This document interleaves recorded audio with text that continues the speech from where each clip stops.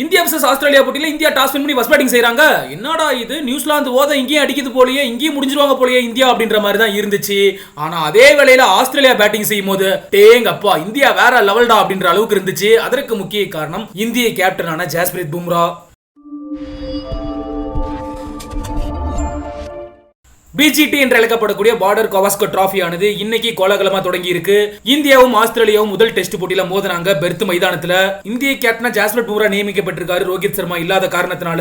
இந்த மேட்ச்ல toss win பண்ண பும்ரா பேட்டிங் சூஸ் பண்ண ஒரு நல்ல ஸ்கோர் அடிப்பாங்க இந்தியா அப்படின்னு எதிர்பார்க்கப்பட்டது. பட் ஏமாற்றம் தான். எஸ்எஸ்வி ஜெய்ஸ்வால் டக் அவுட் ஆனாரு. பின்னாடியே படிக்கலும் டக் அவுட் ஆக விராட் கோலி 5 ரன்களை ஏமாற்றம் கொடுத்தாரு. கேஎல் ராகுல் ஒரு பக்கம் போராடிட்டு இருந்தாலும் அவருமே 26 ரன்களை விக்கெட் பறி கொடுக்க வழக்கம் போல ஆஸ்திரேலியாவுக்கு எதிராக அபாரமா ஆடக்கூடிய ஒரு பிளேயர் அப்படின்னா ரிஷப் பண்ட் தான். இந்த மேட்ச்ல சிறப்பா விளையாடிட்டு இருந்தாரு.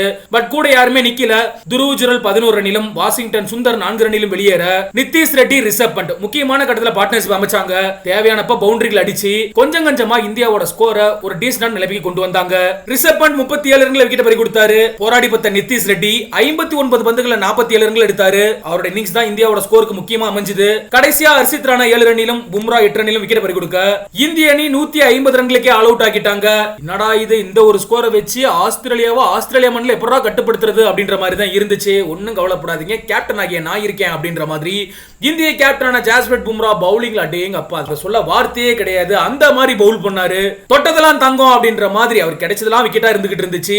தொடக்க வீரரான நாதன் ஸ்வேனை 10 ரன்னிலும் குவாஜா 8 ரன்னிலும் வெளியேற ஒன் டவுன் வந்த ஸ்டீவன் ஸ்மித் முதல் பால்லே டக் அவுட் செஞ்சாரு ஜஸ்பிரீத் பும்ரா.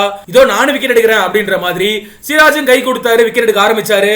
லபிஜன் 2 ரன்ல வெளியேற அடுத்தடுத்து விக்கெட் எழுந்து ஆஸ்திரேலியா அணி தடுமாற ஆரம்பிச்சாங்க.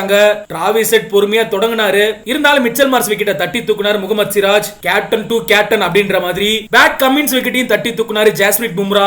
3 ரன்களை வெளியேறினாரு. இதனால ஆஸ்திரேலியா அணி முதல் நாள் முடிவுல 67 ரன்களுக்குள்ளேயே 7 விக்கெட் இழந்துட்டாங்க. அலெக்ஸ் கேரே 19 ரன்னிலும் மிச்சல் ஸ்டார்க் 6 ரன்னிலும் களத்துல தொடர்ந்து நீடிச்சிட்டு இருக்காங்க. இன்னைய டேல பும்ராவோட பந்து வீச்சு வேற லெவல் அப்படின்னு தான் சொல்லணும். மொத்தமா 17 ரன்களை விட்டு கொடுத்து 4 விக்கெட் எடுத்திருக்காரு. முகமது சிராஜ் 2 விக்கெட்டும் ஹர்ஷித் ராணா 1 விக்கெட்டையும் வீழ்த்தி இருக்காங்க. சரி ஓகே, நீங்க மறக்காம கமெண்ட் செக்ஷன்ல பதிவு பண்ணுங்க. டே 1ல இந்தியாவோட பெர்ஃபார்மன்ஸ் எப்படி இருந்துச்சு, குறிப்பா பும்ராவோட பெர்ஃபார்மன்ஸ் எப்படி இருந்துச்சு அப்படின்ற உங்களோட கருத்துக்களை.